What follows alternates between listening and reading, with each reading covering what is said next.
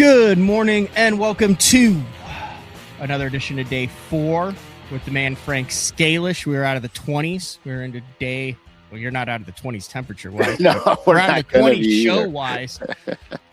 Day 4, number 230, and with a lot of the country socked in with weather. A lot of the country also got screwed up pretty bad. Because of that Mississippi stuff. Not a good situation going on there. So thoughts with all those people. But if you are socked in, like I've kind of been in the house for the last 3 or 4 days here in Oklahoma, I've been chatting with you, and it's tinkering season, Frank. Oh, is it tinkering season? I have issue. Okay. I have issues. And when I get stuck in this house for any length of time, I'm like a caged animal. I have to get out. And sometimes I'll just get in my truck and go outside and drive around because I'm like, I can't do it anymore. I got some calls from work and I had some last minute baits I had to paint, and I first it kind of annoyed me, and then I was so happy because it gave me a purpose to stay in and get something done. I had a purpose. I'll be honest with you, we got where I live, like I probably have 2 feet of snow right now. And I went out and shoveled the driveway, and it was knee deep. And I get halfway done, and my driveway's like 38 yards long. I get halfway done. I'm like, God, please, Jesus, just take me now because I don't want to finish this. And then when I got done with the driveway, I felt like $1 million because I had been outside for, 2.5 hours and just working and doing something. And I'll be honest with you, it felt so good just to be out there and just, do manual labor and just really grind it out. So a cabin fever is a real thing. Oh, it's for real. It is. I'm looking at it right now on a very well mined is the website, and it says what to do when being cooped up gets you down. And it talks. Here's the symptoms: changes in sleep pattern, difficulty waking, frequent napping, insomnia, decreased motivation, food cravings. Then it gets a little dark: hopelessness, lack of patience, loneliness. Okay, we're lethargic, sadness or depression, trouble concentrating. But it says social interaction and support are essential for well-being. I think maybe that's why we really enjoy the Day 4s more, where we all get together and chat on that during these months where we're cooped up. 100%, man. Yeah. So I wound up going through all my reels. I took one day and I took literally I have 39 bait casting rods and reel setups. I literally went through every one of them, cleaned them, relubricated them, got everything ready for, whenever God wants to give us spring, because man, do we need it right now. But get everything ready. Well, the spinning reels, okay, this is really the part of the show that I wanted to dive into. So with the advent of live scope and the jig and minnow game, spinning reels are becoming more of a prominent choice in your bass boats. And so where guys might have had 3 spinning reels in their boats, now they're looking at 7 or 8. And so I had a box of 5 spinning reels that the infinite anti-reverse bearings were no good on them anymore. And so I went through them and I took them all apart and I cleaned everything out. I fixed all the problems and put them back together. I saved one reel that I didn't fix for this show because I got to show you guys how to do this. It's not complicated, but it will add life to your spinning reels. For example, this spinning reel here, I had been fishing this through most of my Bassmaster career. Explain what that is for the MP3 iTunes listeners. All right, so for the iTunes, this is a Daiwa Advantage 3000, which I have been using most of my Bassmaster career. So this reel's probably 20 years old by now. And I just finished cleaning it up. And here, watch this. I'm going to spin the handle. I want you to see how free this reel is. Still spinning. It's beautiful. The anti-reverse is fixed. Everything works on it. It's money. Okay, so I was doing that, and when I was cleaning these reels, I was like, I can't get this one piece off the reel to get to my infinite anti-reverse reel bearing, I mean. Mm-hmm. And I couldn't find any videos on it. Then it was driving me nuts. And I don't know why I didn't take a step back and really look at each component piece by piece before I took this thing apart. Well, so I found a video. It was in German. It was a German guy doing it, talking in German. And I said, well, I don't need to hear what he says. I said, I don't need to hear it. I just need to see how he removes this one piece. And so I started scrolling through the video, and then he gets to that part, and he does it, and I'm like, what? There's what? You know what I mean? Like, it just made no sense to me. And so I did them. I cleaned them, everything perfect. And I said, you know what? I have to show this on day 4 because a lot of people may or may not fish in the wintertime, but the wintertime is where your anti-reverse bearing is going to fail first. Mm-hmm.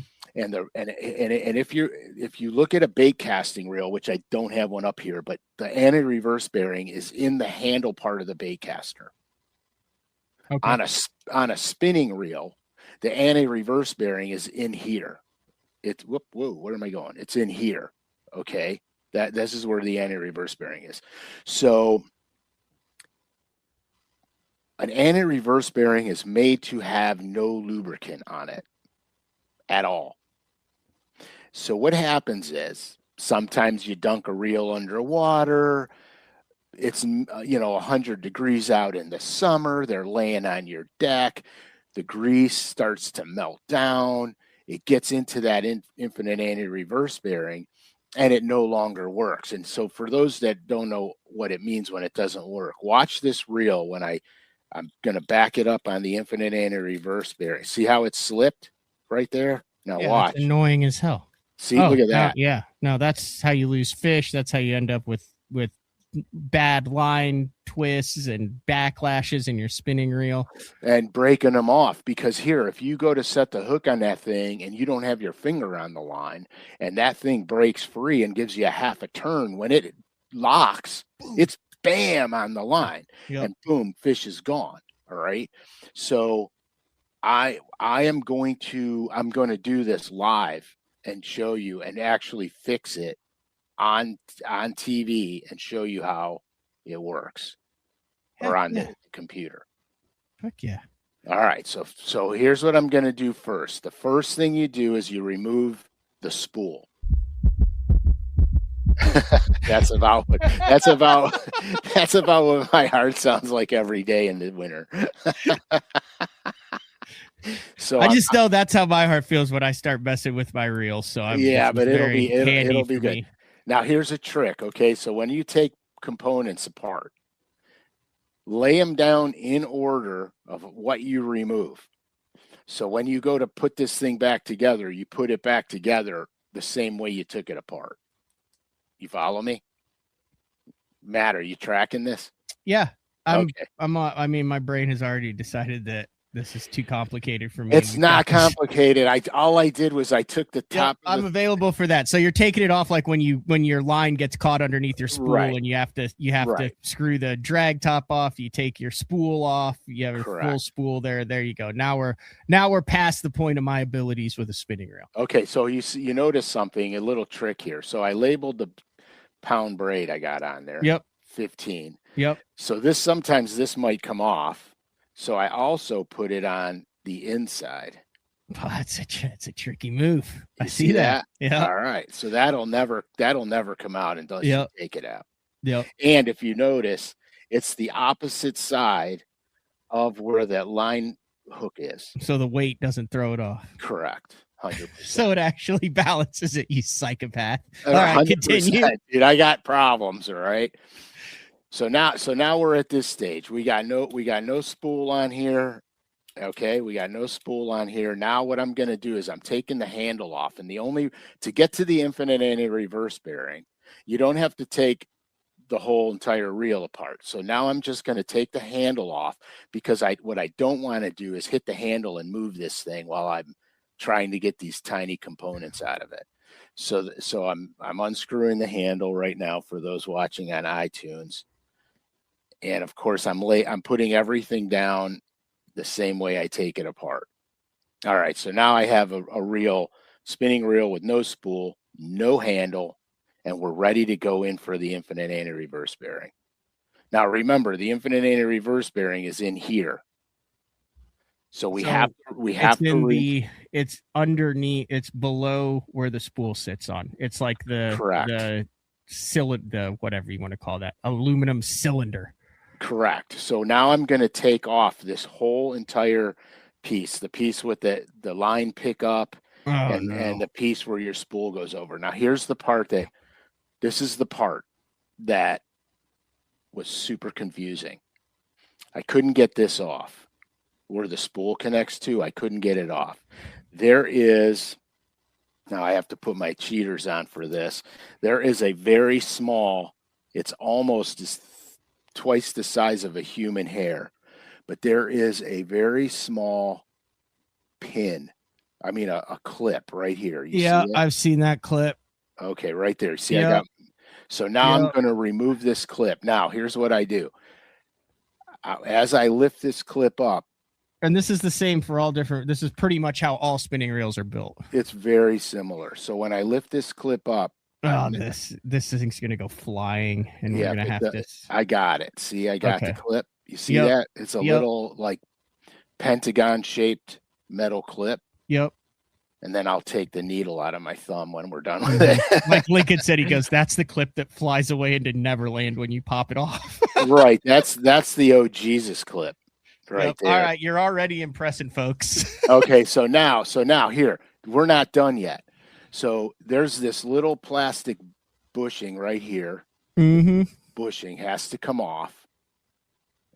All right, so now I got the bushing off. Mm-hmm. See that? I do. Now we're going to remove this, but this isn't coming off either. Lo and behold, behind that plastic bushing is a small pin. And if you see, I'm going to take this, and I pushed it in there, and you could see the pin right there. Yeah. It's like I don't know what kind of pin you call that, but it's one of those that it's just a pin. So now what I'm going to do is I'm going to grab the tweezers, and I pulled the pin out. You see it on the tweezers? Oh, yeah. I see it. Okay. So now that's got to go down there. Are you laying all these things out in order, or are you just like a freaking... I'm just plopping them down. I know where they go. Oh, that's nice. That must be nice. And so then I take that off, and that goes down here. So now I've got everything is off the spool shaft. Everything is off the spool shaft. Here's a common mistake. Guys will take their spool off, and they'll drop oil on this shaft and let the oil run down into there. Yeah. Sounds good in principle. Sounds amazing. It sounds amazing. Shaft. But the problem with that is that oil's going right into your infinite anti-reverse bearing. And that's where the big problems occur. So now if we look at this thing head on, we're going to see a screw right. A screw right on by the bolt. Yep, I've seen that screw one time, and the reel is still in the garage with that screw visible. Okay, so we're going to take that screw out, and the only purpose of that screw, the only purpose of this screw right here is to stop this nut from coming loose. Okay. So I'm going to take it out. I'm not going to show it. It's a very short. Apparently, you've already solved a bunch of people's problems, because there's several people that are going crap. That so I got it out. There it is. Okay. So now the next step is going to be to take this nut off, and so here we go. I'm just going to, and it won't take a lot of pressure, because you're not winching this thing on there. You're just so once I break it loose, then I just take this nut off. Now, when you're taking the nut off, this is what it looks like. It's got a weird bottom to it. The bottom goes into, facing in. Remember that, because it's important. Now there's a little plastic bushing. Of course there is. Of course there is. There's a little plastic bushing. You can see it right here. It's on that's the plastic bushing that's on the shaft. Now you have to notice that on the back of this bushing, where it pushes against the reel, it's got a notch on it. That has to go in the same way. So what I'm going to do is I'm taking it off and I'm going to stick it inside the nut the way it came out. So I just put it back inside the nut the way it came out, so I don't mess it up. Now we could take this thing off. So here's what I'm going to do. You're just going to have to wiggle it a little bit, and then it comes free. and now we have it. Okay, your infinite anti-reverse bearing is in this right here. That was going to be my first guess. Okay, good. So now we have to have even a smaller. I have two size Phillips. Mm-hmm. Is this like one of those deals where the jeweler's screwdrivers come in handy? Do you have a jeweler's screwdriver kit? My dad always made sure I've had one in the house. Yeah, so I have those, but this is just a very small Phillips, and this is like the next size up. You don't need a jeweler's. Now, here's the issue. The two screws, this screw and then this screw, will strip so easy. Not the threads, but the place where the Phillips goes in. So you want to watch what you're doing there, because you really don't want to strip these screws, because then you won't get it off, and then you're screwed because you can't fix it after that. So I'm taking the little tiny, and they're small, believe me. If you drop them, you'll never find them. This would be a horrible time for Bama to jump up on the table. Oh, dude, trust me. So here, so you could see I'm doing that. I got to be careful. My luck, I'll drop it in. You do what you need to do. Chuck's saying, cut the blue wire. Yeah. You've only got 9 seconds left. Cut the blue wire. The good thing, yes, you can watch this episode over and over. Okay, so I've got those out. Now here comes the top plate will come off. Like so. Yep. Be careful, because in this top plate there'll be another piece here that comes off. I'm going to try to show you. So now this piece here will come off. Okay. I didn't even know that piece existed. Okay. And is there a top and a bottom to that piece? No, but it'll go in. There's two slots right on the right and the left side. Whoop. The right and the left side, two slots where it'll fit in. Okay. So now that we got that off, I'm going to pull the infinite anti-reverse bearing out. And there it is. That's the trouble right here. This is the problem. All right. So on this infinite anti-reverse bearing, this is not going to be your only issue. All right. You got one other thing you got to do with this. Inside here is a cylinder. And this cylinder, that cylinder that I'm removing, is what the infinite anti-reverse bearing rides on.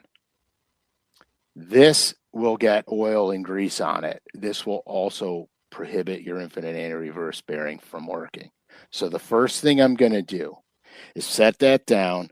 I'm going to look at this and I'm going to clean it. And you don't have to clean the shaft and where that infinite anti-bearing goes over with anything but a paper towel, because all you want to do is you're just going to wipe all the grease off of this thing. And that's all you're going to do. And so that's what I'm doing here. So I'm taking all the grease out of it. Now, if you ever wanted to put oil anywhere, and I mean barely a drop, you could put it all the way in the back right here on this section right in Is here. that necessary though? It's not necessary. Okay. Okay. So now what I'm going to do. Just hold up what we're working with now total. So you have literally taken a spinning reel in 15 minutes and gotten it down to pretty much just the frame with the post. Right. Now, you can take the spinning reel apart. These 3 screws out, pull the plate apart, and wipe all the grease off the inside of this, and then re-grease those. Now, here's the trick to that. When you do that, you just put the grease on your finger, and then you rub your finger on the gears. Don't glob the grease in there. You don't need to. Okay. And then there'll be a ball bearing here and a ball bearing on the other side where the reel handle goes into. You can put a drop of oil on each one of those ball bearings. Yeah, I've done that before. And that's all you need to do. Oil or grease? Oil. Oil. Not grease. Not grease. And what now you guys are going to think I'm crazy, but the oil that I use for that is Hoppy's gun oil. Not their solvent, not the solvent that deteriorates everything and cleans everything. Hoppy's oil. It's HOPPE. HOPPES or HOPPES. Is it this? Yes, that's exactly it. But okay, yeah, that's the lubricating gun oil. You don't want to use their solvent because their solvent will break down the oils and break down the grease. You want to use that. Okay. It's available from $4.99 to $199.99. Well, yeah, if you're going to buy a gallon. You can get a gallon jug of it, Frank. I'm just going to tell you this, okay? It'll be well lubricated. I'm just going to tell you this. That one little drip bottle will last you 5 years. Okay. Okay, because you cannot over lubricate. I've got you off track. I apologize. I need to shut the hell up because at this point we have a completely unfunctioning reel. We are not going to be able to shake a minnow. I have no clue how to get this back together. So the first thing I'm going to do is take this cylinder, this stainless steel cylinder that we took off, and I'm going to clean it. And what I'm cleaning it with now, I'm using airbrush cleaner. This is just airbrush cleaner. So what I'm going to do is I have a paper towel here and I'm going to just clean this thing off. But so I don't get this everywhere, I'm going to cheat and I'm going to use a little plastic lid so I don't get this stuff all over my computer stuff. So all I'm going to do is I'm taking the airbrush cleaner, taking this, and I'm just going to squirt a little of that on this bushing. And I can already see the grease coming off of it. So now that I did that, now all I'm going to do is I'm going to take the paper towel and the bushing and I'm cleaning it. I'm cleaning all the oil off of this thing, all the grease, all the oil, and it'll be shiny and brand new when you're done with it. So there it is. Now there's no more grease and no more oil on it. Brand spanking new. So now that we did that, here comes the tricky part. I have a CVS brush that you clean in between your teeth with. CVS teeth cleaning brush. Yes, you could get them at any CVS store. Now I'm going to do the infinite anti-reverse bearing. So the first thing I'm going to do is I'm taking my airbrush cleaner, and you could use brake fluid too if you wanted to. You could use anything that removes oil and grease. You could use warm Dawn dishwashing liquid, warm in the warm water. It does the same thing. So now what I'm going to do with this is I got a little jar here. I'm actually going to just squirt this on here and let it run through the bearing. don't know why it sticks every time I try to go full screen with you. Done it with other guests and it doesn't stick. And for you, some reason we'll go clean for 25 seconds, then it'll stick for 2 seconds. I don't know. It's driving me nuts. So I sprayed it in the bearing. Yep. Now I'm just going to take the brush and I'm going to clean all this stuff out. Okay. This is like the super important part. This is what is causing the reel to slip. Correct. This is where your problem is. So right now you have worked your way down to the problem, identified the problem, and now we are dealing with the problem. Correct. So now I'm doing that, but just bear with me for a minute because I'm going to fill this thing back full of cleaning solution. I have to make sure that I get this thing really good. There can't be any oil on this bearing at all. And so that's what I'm doing here. And I'm just, like I said, I'm making sure that I get all the grease and all the old oil off of this thing. Frank, do you understand how impressive this is? And I risk an ass kicking the next time I see you, but at your age, you're doing this like someone who does it full time in their early 20s. Okay. Your dexterity, your mobility, your sure-handedness is legitimately impressive. Yeah, I appreciate that. So now I have water. I just have regular. I'm not kidding. I have regular water. This is like a parlor trick watching you do this. And now I'm going to take my regular water and I'm going to flush this thing out with the water to get all the stuff I just put in it out of it. So now I do that. And now we're almost ready to reassemble. So now that I did that, I'm going to dry this bearing off with just a regular paper towel. And then I have a trick. I'm going to show you guys a trick right now with this. So once I get this thing dried, I'm drying the outside and trying to get the inside. Once I get it dried, I'm going to take a clean paper towel right here, tear it in half, and now I'm going to roll this thing up just like I'm rolling the paper towel up. So I'm basically making just a solid piece of paper towel. Now I'm going to get it and I'm putting it inside the infinite anti-reverse bearing. And I'm assuming that has to be super clean and super dry. Right. And so now I'm going to rotate it very gently around the paper towel. And what that's going to do is that's going to dry off the roller bearings, both directions, left and right. And now the crazy thing about this now is now we put this thing together. And so what we're going to do is you'll notice in here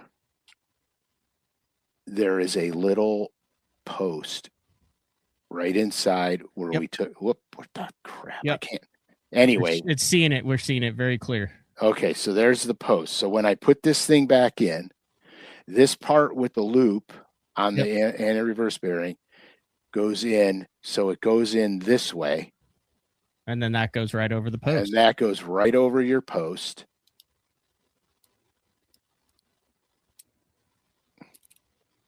I got to do it level. Or it won't drop in. That goes right over the post like so. So it's back in there, just like so. I'm going to make sure that it's all the way in. So I'm going to press it down a little bit, make sure I'm in, and I'm in. So now this piece that we removed here, this ring here, I notice I got grease on this ring. So what I'm going to do now is I'm going to remove that grease with the paper towel that had the airbrush cleaner on it. I never needed a drink at 9 a.m. so bad. Yeah, well, Matt, it's not complicated, man. So I'm going to slide this back onto the reel, and it's got slots where it goes in. See the slots? It fits right in the slot. So it's it's child-proof.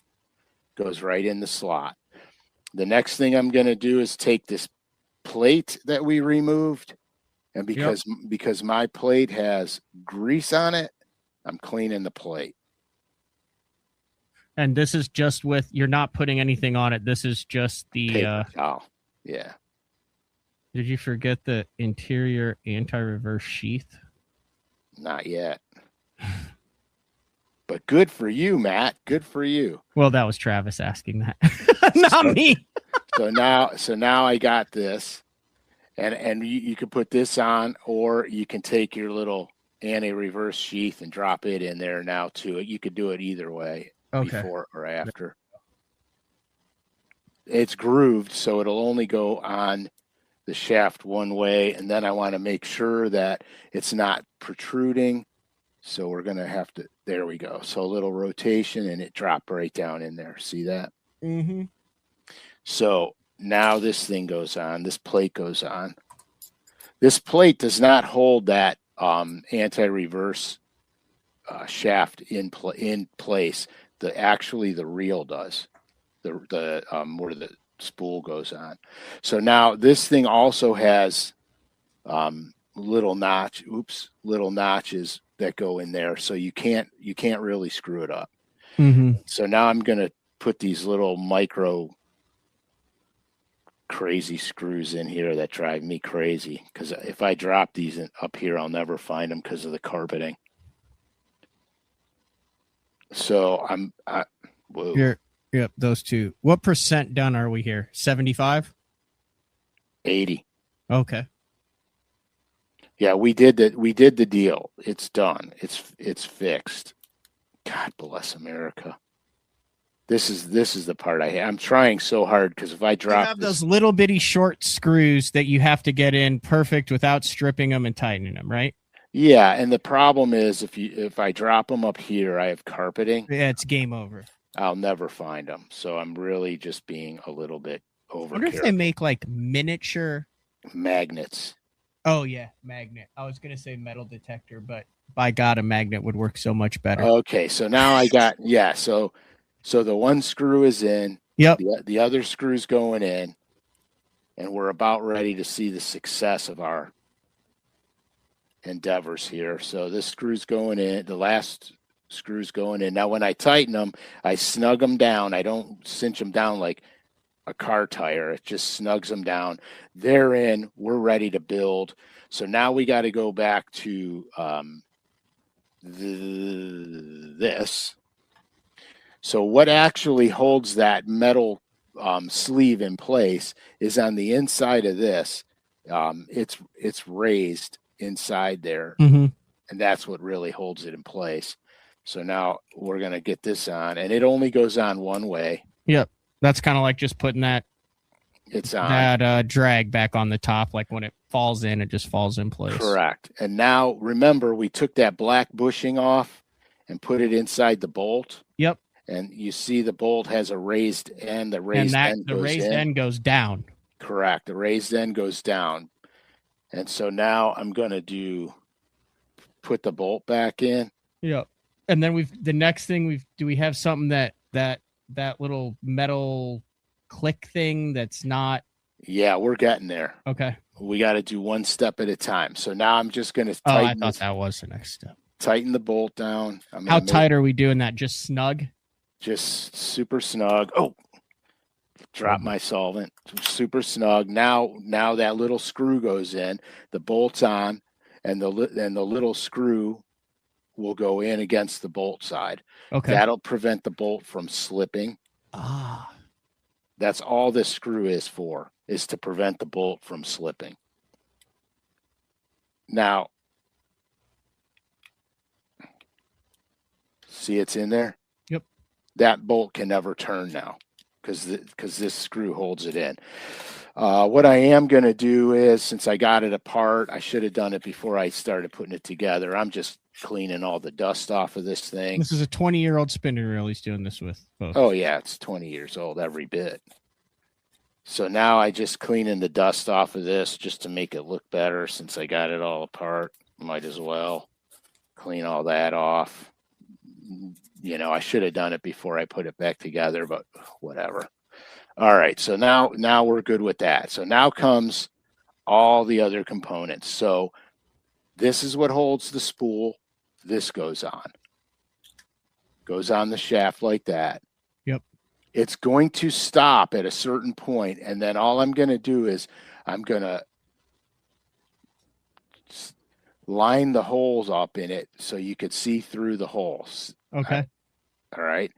And then I am going to put that pin back in.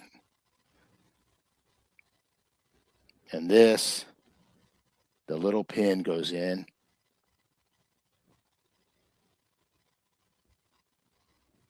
Like so. The pin is there. Now I'm just gonna, I gotta move it around because I moved it on the shaft, so I'm not lined up with the pinhole. Now shoot. Okay, that'll happen. All right, let me just redo this because somehow I did not line up again. Oh, there it is. Okay, so now I put that pin in. So the pin is in. Yeah, so that is very weed eater like when you take the head off of the weed eater and have to do it to where then the hole lines up to where you can feed the line through. So now that plastic bushing goes back on, and basically that also will keep the pin from coming out because that plastic bushing rolls over the pin. I'm going to make sure when I put this thing together that the groove, I don't know if you could see that, but the groove that's up here, that groove is visible. And so now I'm going to take this little tiny. No, and then that snaps into place and holds everything there, and the groove needs to be visible, so that snaps in. Correct. So now I'm going to put this pin over this, and this is where you always want something holding that clip down, because if it slips, it's going to go flying, and you are not finding it. And you can mark my words, you will never find it. So now the pin is in there. I'm just going to make sure the clip is in. I'm just going to make sure that the clip is seated properly. And it is. And that's how we know. Yep. Now, spool goes on. And our little drag knob goes on the spool. My God, it looks like a spinning reel again. Yeah, we're back in action. We only need the old cranker on it. Right, now we take the handle, we put the handle on.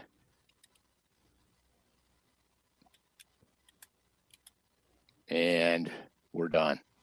And now we're going to test it right now and make sure that we have this anti-reverse bearing cleaned enough where it doesn't slip anymore. What is your confidence level here, Frank? Like before we turn it, like give me a 1 to 10, like 10 confident that this sucker's just going to be snugged up tight anti-reverse. 9 3/4. Okay. All right. There it is. Money. 20-year-old reel. Thank you. Thank you. So I just figured that with all of the using spinning equipment today, that it would be very beneficial to show you guys how to maintain and keep your spinning reels like brand new. It's not complicated. It takes a little bit of time. The first one you do will be the tricky one. After that, you'll do it in your sleep. Okay, I've seen this question a bunch, Frank. I've got several. I've got a Shimano that's doing this right now. It's a CI4. It's a couple years old. Works like a damn charm until that air temperature hits about 45. Yeah. Then anti-reverse toasted. Right, because you have oil and grease on your infinite anti-reverse, and that freezes. Oh. So if it works in warm weather, but your anti-reverse stops, it is because that is why. Yes, your oil is freezing on the infinite anti-reverse bearing, and it is slipping. And they usually come to fail in the wintertime. 100%, because here's the thing. It'll be totally fine, and I have this one reel that I know I can only use from May to October. Yeah, 100%. And it works 100% of the time.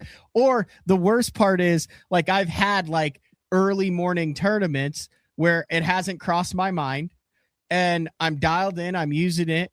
I go make a cast, and all of a sudden it's like, and I've got a fish on it. I'm like, what in the hell? And then it'll work in the middle of the day. And I know it has something to do with the cold, but I cannot figure out why. And now I understand why. And I know there's at least 5 people who have asked that. Yeah, in the comments. Right. And so here's what happens when it multifunctions in the cold. Multifunction. I mean, when it malfunctions. Malfunctions. When it malfunctions in the cold, all right, that's the beginning. Eventually, it will malfunction all the time. Yes. And so I bought that reel used off of a guy who said the anti-reverse sucks in this thing. And I was like, that's okay. It's a pretty $300 reel. But yeah, and I could come over and fix it in 10 minutes. Well, I think that we now have an evening activity but for now when you come to catch 3-pound crappie next. But now that you have this fine tutorial, you can take one of your moments of cabin fever and go into that reel. So what I need to do is next week I need to bring that CI4 in, and just like you did it, so calm and collectively without a single mistake. I need to sit here on my side. Yeah. And try to do it live on the show. 100%. For the first time ever. 100%. And have you walk me through it and just see what a train wreck it is. Oh, I would not. No, I wouldn't put you through that. But yeah, so remember that if you're going to re-grease your gears, yeah, you have to take the spool out, and you have to take the arms that wind the line in, that mechanism off too, or you won't be able to get the plate out, because the plate is actually a little bit underneath, where that goes over. And so you'll still have to go through the little clip and the little thing to get your reel apart. Wipe all the old grease off of it, clean it out, wipe all the old grease off of it, and then re-grease it. But when you do, put it on your finger and then rub your finger over the gears. Don't glob it in there. The only thing that you should put oil on are the ball bearings, not the anti-reverse bearing. Ever, never. And then those reels will be good to go. Like I said, these ones are 20 years old, and they're perfect. But I just thought that, after we watched Cranford smashing on all those fish, I thought, you know what? This is perfect timing for this. Dude, we need to talk about that. So last second, we had Cranford live from a lake in Oklahoma, and he did a jerk bait, a jig, a minnow, that type of stuff. But about an hour and a half in, he was live. This was 2 days ago. There were some questions that I did not know how to answer. One of them was mainly that line question, because he broke those 2 fish off with ice in the guides. Mm-hmm. And I wanted your opinion on that fluorocarbon. Anyway, we bring Uncle Frank in, and you don't know what's going on. You're just going about your daily life, and all of a sudden now you're helping analyze me, watch him live. And he gets on this group of fish, and Uncle Frank, like a couple times, was like, have you tried a smaller minnow? Because he would get him to swerve. And Austin was like, no, I might have some 5s. And I finally was like, Austin, what? And he sits down and he starts digging through his minnows, and he's like, what do you want, Uncle Frank? A 5, a 4? Frank's like, 4-inch minnow. Austin digs around. He finds a 4-inch minnow, goes back, casts to the same fish. Literally the first time he hits it, second cast after Uncle Frank tells him to switch to a 4-inch, 7-1 on the front deck. It was pretty savage. That was so funny. That was fun, actually. I think we need to do some of that on day 4, bud. Yeah, I agree. We could take some. I'll tell you what would be interesting also is to take advantage of some of the Pradco and Lure Net pros on off weeks, get them on the water, and then maybe you can kind of break down some of the stuff they're doing on the water while we're in studio. Yeah, I'll break down what Christy's doing, and then when I see him at the factory, he'll punch me in the mouth. That'd make 2 of us. How dare you tell me what to do? No, he's a good guy, man. He's just quiet. If we have Christy on, I will say 0 words on that entire show. I will say, Jason Christie and Frank Scalish, the floor is yours, and I will step back there. I will never, ever in my entire life ever say anything about analyzing a Jason Christie decision. No, it wasn't analyzing the angler. It was just looking at the scenario that was taking place on the water. It has nothing to do with the angler and just how you perceive or analyze what's happening. And that's all it is. I mean, it's fishing. It's just fishing. But yeah. So I just thought that it would be fun to do that. Today is we're running in the end of January today. We got yeah, I know what that means. Yeah, that means that next week there's a new signature series color dropping. 100%. So the signature series is going to drop on the head and spinning image, and I have a spinning image here. That's not in trouble for saying this. That's your plopper style bait. Yeah, it's a plopper style bait. This is not my color. Well, it's not. That's not the signature series color, but it's coming in that bait. Right. And so the color that it's coming into is called Tennessee Gold Chartreuse. And so here's the color. It's like a Tennessee shad with gold scales. And of course, I got a paled out.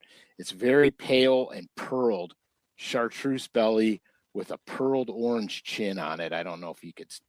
What the heck am I doing? There we go. Pearled orange chin. Yeah, there it is. I had an old great aunt who we described her that way. Yeah, exactly. and the belly is a very pale pearled chartreuse. The reason had a lot of fine china in her house. A little lap dog. Yeah, got a perm every decade. And she wore her hats with the tags still Lincoln on them. Continental. Actually, she lived in Ohio. I'm not kidding. We have taken a turn. We have taken a turn. She had one of those Lincoln Continentals that was like 7 years old. It had like 650 miles on it. Yeah, dude, those are fines. She went to like church, the swap meet, and the bakery. Yeah, 100% in the grocery store, which was just a block away from the house. Exactly. Had the thing detailed every 3 weeks. Yeah, so Tennessee Gold Chartreuse, and here's the reason why I like the spinning image. If she always did the Jello with the fruit in it, like the marshmallows and stuff. Do you ever have one of those relatives where it was like? Once in my life. The whipped cream Jello stuff. Like there was always like, what is that? And she's like, oh, those are like. It's like a sugar bomb. Cranberries and pecans inside of the Jello. Oh, so gross. With the whipped marshmallow topping on it.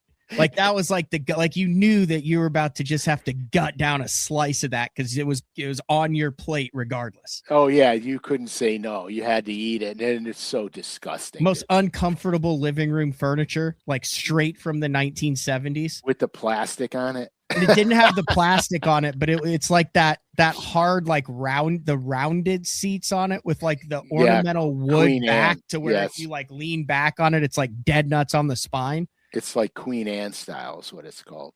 Okay, I'm done. Back to the lure. All right, for crying out loud. So the reason I like the spinning image, if you look at the Super Spook Junior and the spinning image, they're the same size. Yep. I think this is it's the perfect size bait for a topwater. When I'm topwater fishing, I always start out with this size and then determine the attitude of the fish, or the wind, whether I need to go larger or smaller. And usually the windier it is, the larger I'll go. The calmer it is, the smaller you go. And that's kind of my rule of thumb on it. But yeah, so Tennessee Gold Chartreuse, head and spinning image, next signature drop, which is going to be the first Thursday of February.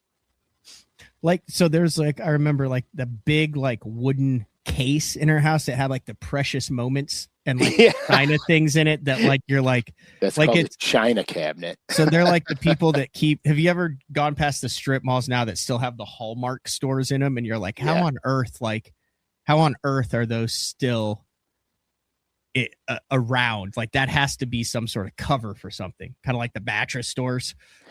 Yeah, I don't know. She would go in like it. I mean, she would probably be there like before the store opened to get like the latest Precious Moments drop. Yeah, I don't know. I don't know. I mean, we sit there and we could rag on the trinkets that they used to collect, and then they come and see our lures and they think we're whacked out. So that's a fair point. You know, it's just what you're into, man. That's all it is. Dude, you want to talk about, I'm going to tell you something. So the first Bassmaster Open of the season kicked off this morning on the Kissimmee chain. Okay.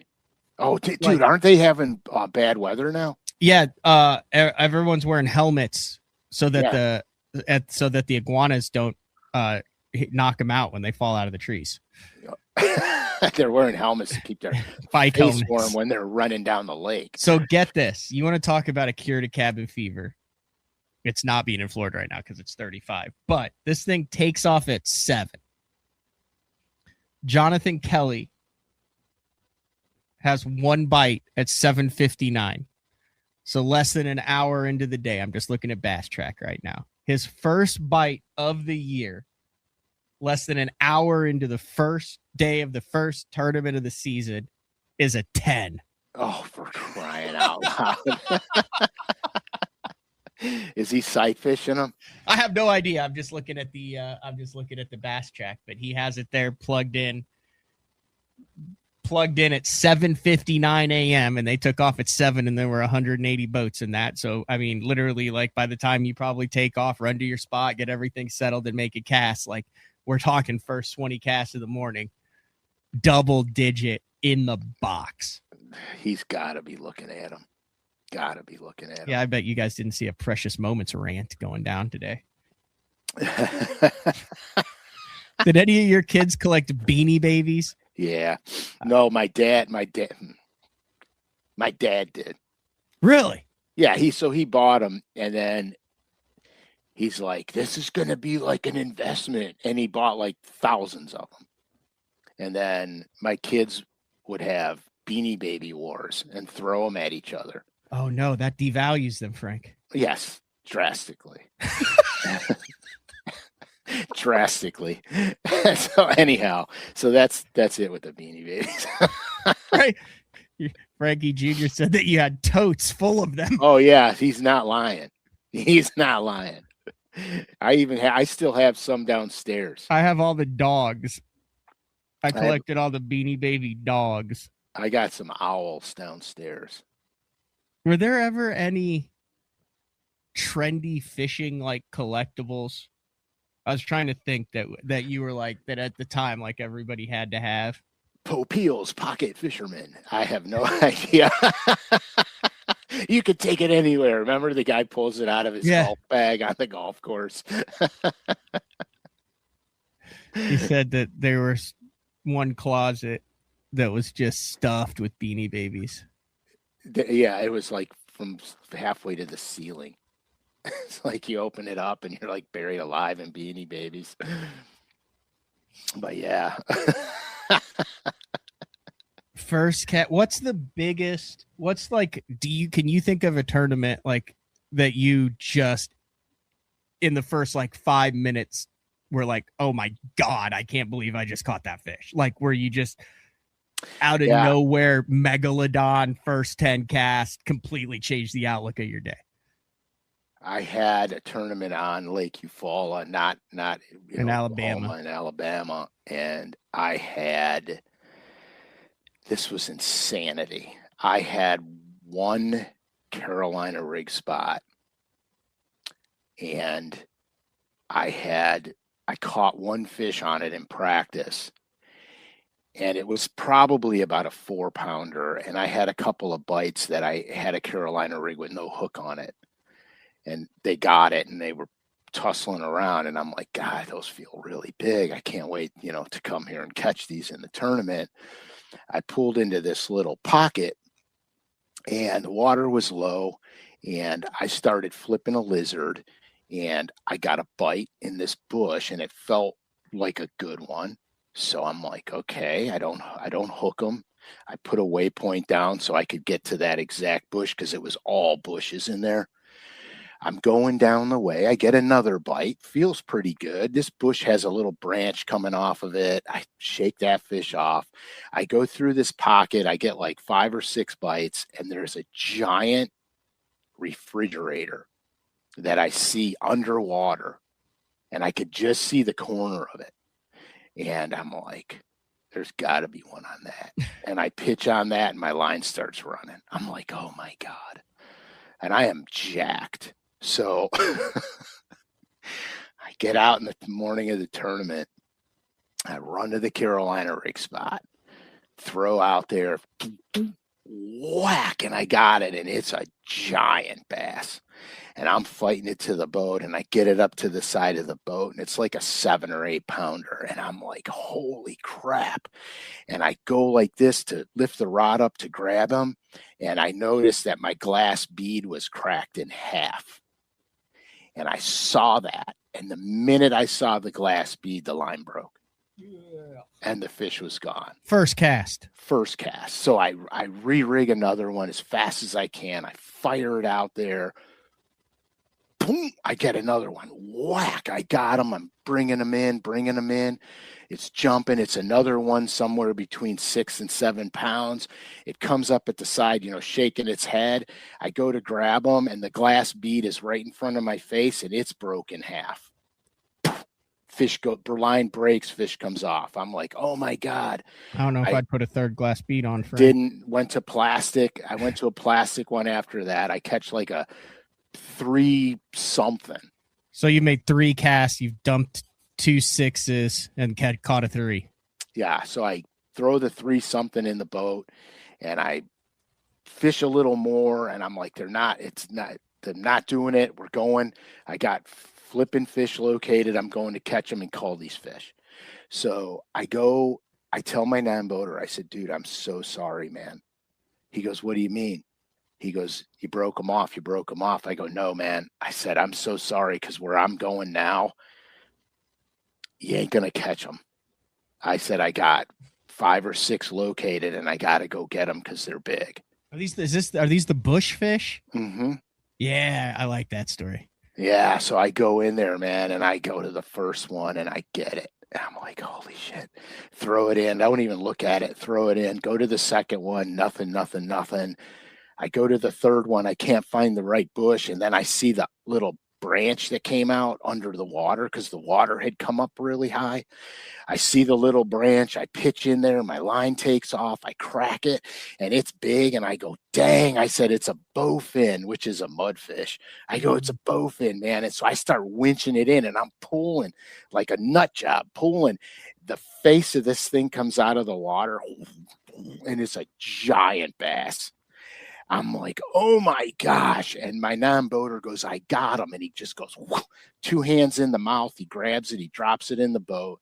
I pop the lizard out of his mouth, throw him in the live well, re-rig. I go to the next one. I catch it.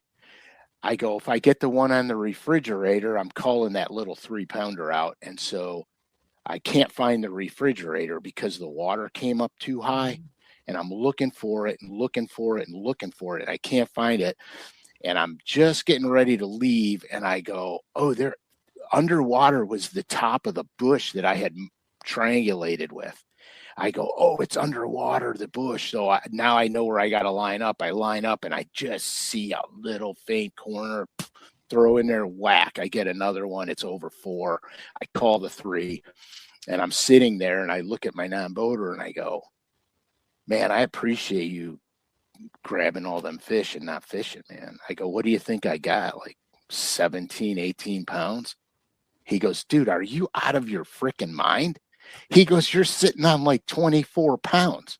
I go, no, I'm not. You know what I mean? No, I'm not. And so he goes, yeah, you are.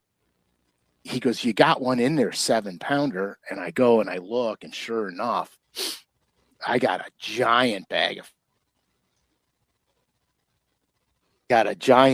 fish, and I'm like, holy crap. I said, here, look, dude, I got to get you a limit because you helped me out. I got to get you a limit. And I go, I'm freaking out. He goes, why is that? I go, because I can get you a limit in 10 minutes, but it's, almost 40 minutes from here away from blast off. And I got a lot of bass in the boat. He goes, no, you don't have to go. I go, no, we're going. And I run them all the way up the river. I got this brush pile in 14 feet of water that's loaded with keeper spots. And so I said, here, throw a shaky head out, line this up with that, throw the shaky head out. And he lines up, he throws it out. And I'm watching his line go down. I'm not even fishing. I'm just watching his line go down, and I see his line go. I go, dude, you got him. He goes, do I? And I go, yeah, you got him, man. Reel up, reel up, reel up. He reels into him. He pulls. Spot comes flying out of the water. He loses it. He loses like 3 in a row. I'm like, forget that. I reach in. I grab my bait caster out with the shaky head on it. I said, throw this in there on him. And he caught him. And then we went in. And I made the classic. But yeah, it was crazy, man. It was crazy. Those are the best moments. I've only had it one. I had the Open on Grand 3 years ago now, 4. And it was the last time I was still in it. And it was the last one of the year. I finished 6th in the points, and the top 3 went to the Elite Series. And I hadn't really thrown a topwater, but I always start with a buzzbait on Grand. And I like the choice. Literally, like, just go to a stretch that I know I've caught them on before. No expectations whatsoever. It's first morning. It's been a really tough bite. Like, that anything over 13 pounds will be good. And like, second cast, flush a 2 3/4. 5th cast, catch a 2 1/2. And then there's like a little itty bitty water pipe running down into the water in like on pea gravel in like 3 foot of water. Oh my God. That goes up to a house. And I have 2 already, and I'm like 5 minutes into the morning, and it would be tough to catch like good ones, right? So yeah. I just like cast it up there, freaking 3-pounder eats it off of that little bitty pipe. I'm super pumped. I boat flip it. I put it in the live well. I stand back up. I'm like 8 to 10 feet away from that pipe in that much of water. Flip the buzzbait out again. It hits the water. I crank it once, and a 2.5-pound spot eats it. And now I've got 4, and I've gone about 20 yards, and I've got 4, and they're all good ones. And how nice is that fishing? What I was able to do was I was able to as this was in the fall, I was able to go flip docks the rest of the day. I added a freaking 4.5-pounder later in that day. I came in, I was in like top 15 in that Open after day 1.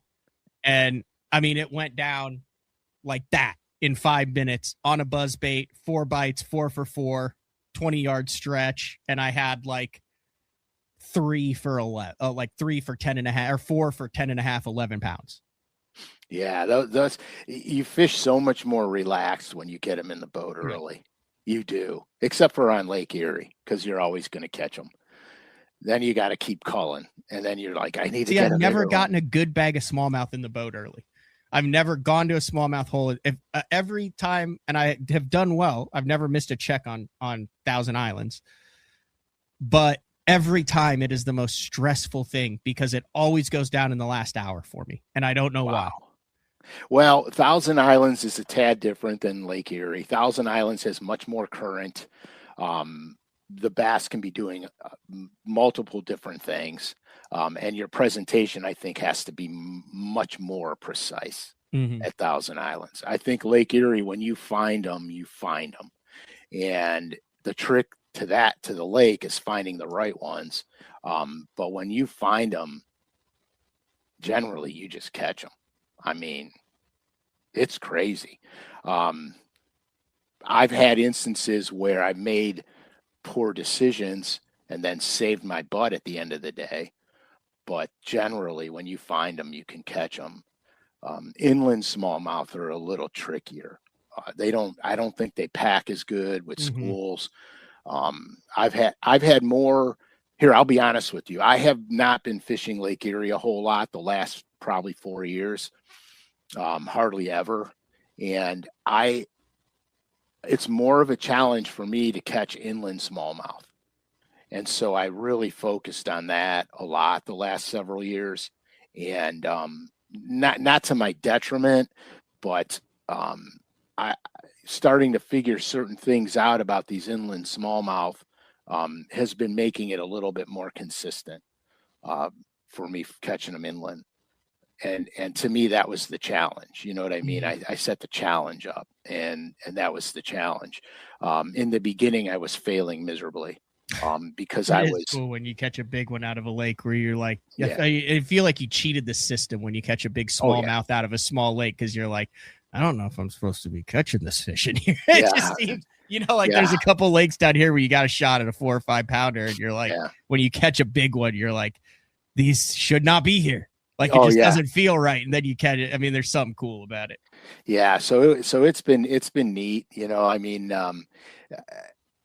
it's been very interesting. I miss fishing the lake, but then again, I don't, which is so bizarre because I love catching them. Yeah. You know what's weird? That story you told is simultaneously your worst start and best start to a professional tournament day. Oh yeah, at the same time. Yeah, it was crazy. Yeah.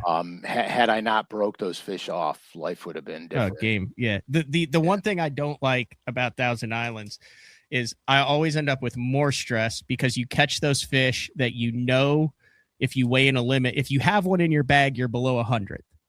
But they're big enough that you have to put them in the box, and you can't call a deceased fish. So those 2 3/4 to 3 pounders that will do absolutely no good for you, but there is the chance that you could catch 2 5.5s, 2 4s, and then that 2.5 is the difference between a 19-pound bag and a 21.5-pound bag. So you have to put it in the box, but then what you end up doing is you end up having 4 or 5 of them in the box, or you throw them away and then you don't have a limit. Now you're wishing that you had it before, and then you're stressed out about trying to keep them alive all day.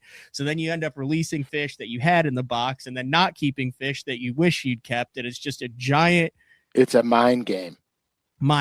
It's a mind game, dude. I did that in Buffalo the last day of that event. Because there is a right thing to do, and you hear those horror stories. The guys who toss a 14-inch smallmouth in the box have 5 or 4 or 5 pounders and can't get rid of the damn 14-incher, or they go back and all their fish are dead and they have a 13-pound limit and they're literally know that they're in last, or the guys who throw one back and then come in with 4. But then you also interview and talk to a bunch of guys that are like, hey, I knew that I wasn't putting anything under 3.5 in the box, and I didn't, and they're leading the tournament.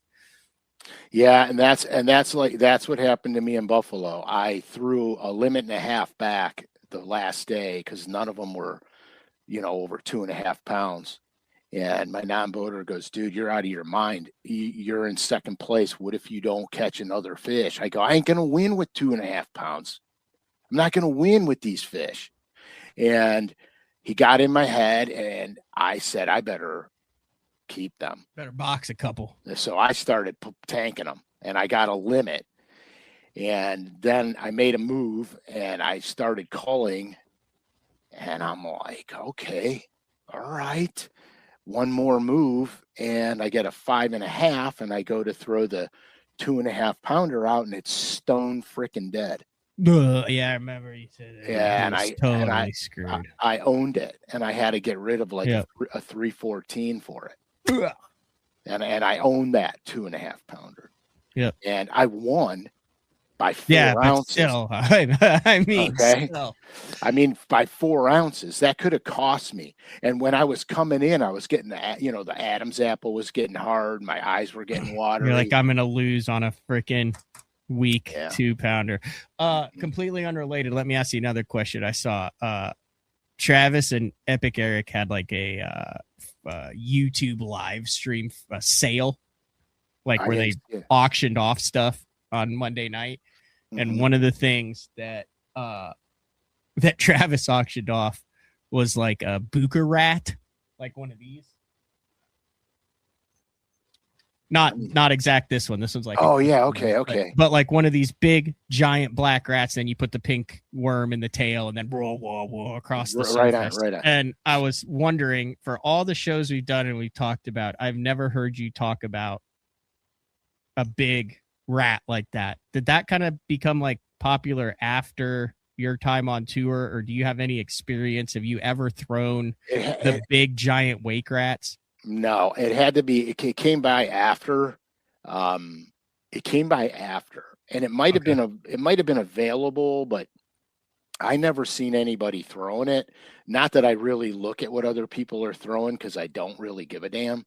But the reality of it is that I was so confident in what I was doing on tour. I didn't I'm a big care about. experimenter.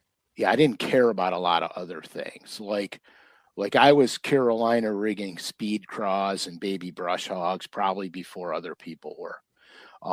Like I knew what worked for me, and it worked everywhere. Mm-hmm. And so I kind of stayed in my own bubble. I don't know if that's a bad thing or a good thing. Now, technique wise, if I saw a technique that was working, I was all on it because I want to learn everything I can possibly learn. But a lure itself, not so much. Like in my day, instead of waking the rat, I would wake a jointed redfin.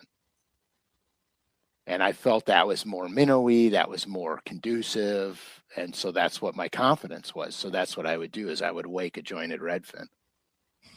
I've had this. This was sent to me. I don't know if it's like a specific brand name. It looks badass. Like I said, it's hollowed out. You put the pink. How does the worm stay in there? Is there a peg? So you just put a dab of super glue, shove it in there, and then shove it in there, and then boom, you got your worm in the back, and then that looks like the tail. But I remember these being all the rage, and then Travis sold one. He was like, I don't know what to do with it. I've had the thing for, you know how he gets. I've had the thing forever, but I also know and have seen and know guys who like have no problem throwing this for 2-pounders.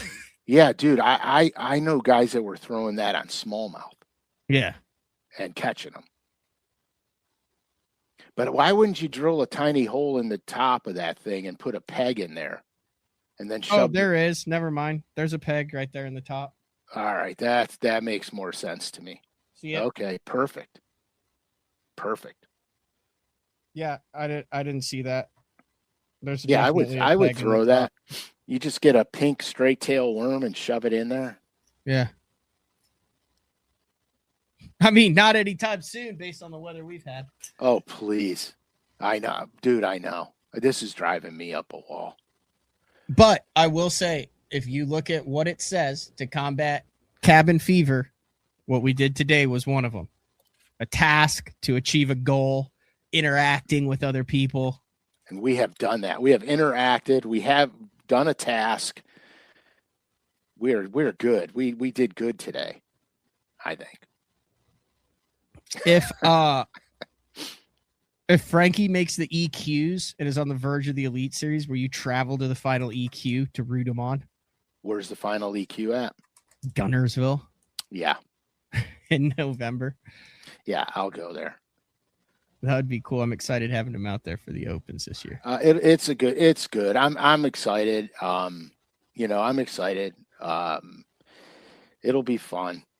You get a little more skin in the game, when you're fishing and he's fishing. And then we're all rooming together again at the St. Jude. Oh, God help you all.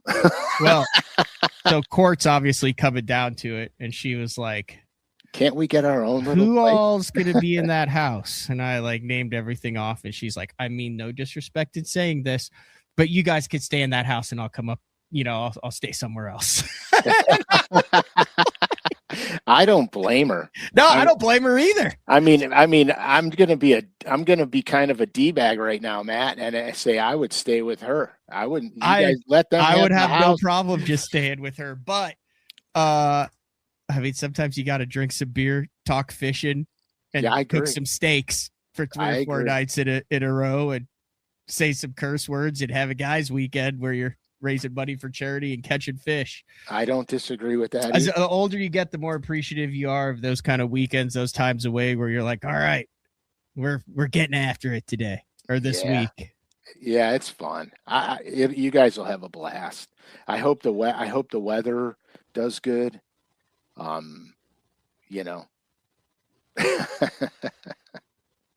We're excited for you, Frankie. Yeah, I hope the weather works out. It can't be any worse than last year. So Oh gosh, don't say like that. literally can't. We had 2 1-days, a 2-day, and a 3-day that should have been a 2-day. Like literally, we were supposed to fish 12 days of tournament fishing. We fished 7. Wow. Out of the 12, we had 2 1-day tournaments. Wow. 200 boats 1 day. That takes the problem with that is that takes the consistency out of the game and makes a good day even better. If you're short days of fishing and you have a great day, that's fabulous. Oh yeah. But if you got multiple days and you have a great day, you have to have another good day. Yeah, and then another good day, because consistency is how you win multiple day tournaments. Yeah. So I used to hate to lose days. If you ever get challenged by someone that you think you are better than in fishing, you want to make that challenge, tournament, competition, whatever, as long as you possibly can. Yeah. Because the randomness that is the beauty in bass fishing, where you could go out and catch a 10-pounder out of the back of Kevin Van Dam's boat, which, I mean, that's not a 10, but that's an 8. Like, that's the randomness, right? Right. But in the long run, he's going to get you on that. But the fishing is so different, because that's why they value the Angler of the Year. That's why tournaments are 4 days. That's why a lot of the guys don't like all this hybrid format where the weights are zeroing. Oh, I hate is because that. the cream rises to the top. The longer you do it, the averages average out. So if someone says, I challenge you, that's why when I did the one-on-ones and all that stuff, by God, I'd say, well, we're fishing for 6 hours. Gives me a fight chance in it, right? Like if I fish against a Jason Christie or someone like that in Oklahoma for 8 days, like I'm going to lose. Yeah. But in 6 hours, like anybody can beat, like that totally opens the door back up. Correct. Because you could get 2 good bites followed up by 3 okay bites, and you could do great. Mm-hmm. But you start adding days on that. You got to start making sure that your days are within a certain slot. That's why, hey, I put $100 on it that I can kick your ass. Okay, let's spread it out over 3 days. 3 different fishing trips. Mm-hmm. You don't want to go up against someone just in a short time frame, because you're flipping a coin to some extent. Yeah. So my buddy Troy and I used to do this. We would keep track of every single bass we catch, and then at the end of the day, we had a mug. One time we had a misprint on a fishing, a ceramic fishing dude. It was a misprint, and it was hilarious. And so you'd win, you'd get that, or you get the mug. And then the next time we get together, if you win, you got to give it back, or you traveling trophy is what they call that, Frank. Yeah. And so we did this for years. And at the end of all of it, we were always neck and neck. We never jumped way out. We never, it was always neck and neck. So it's pretty cool. The last of the boomers said, I put a weather curse on the opens after they returned all my non-boater entry fees.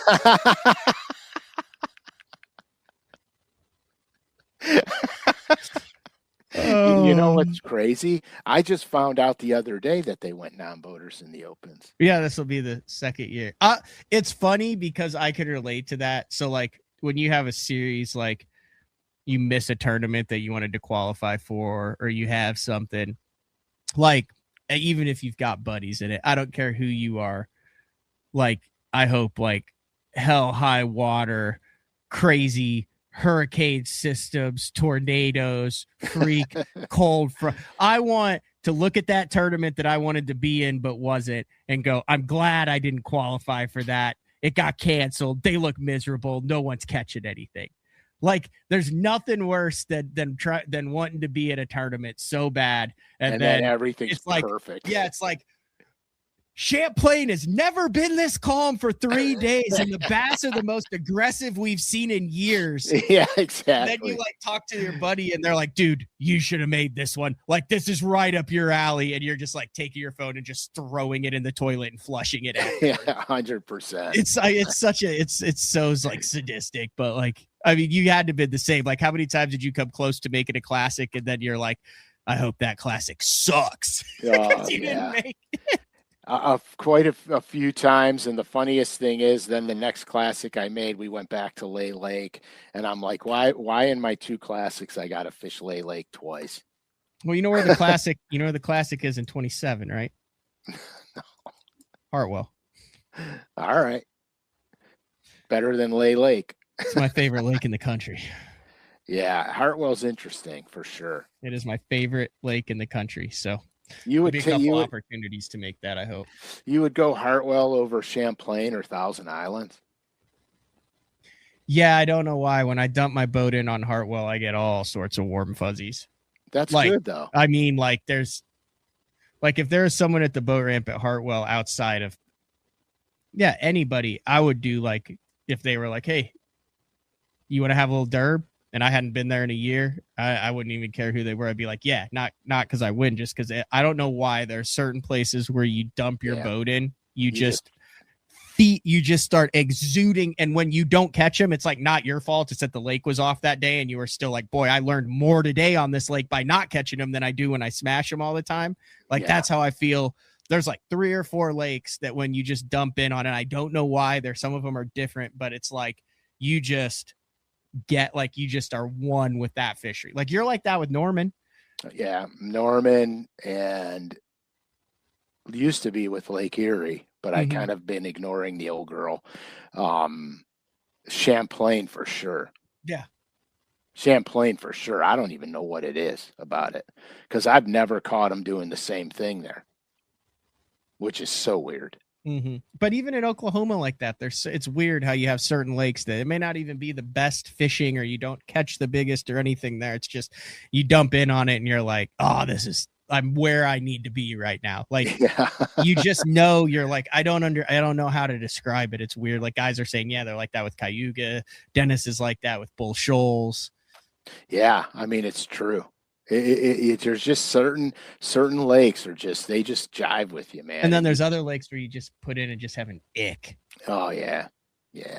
I'm really gonna have to overcome that on Kentucky this year. I have put in several proposals with the state to turn that into the biggest mall in America.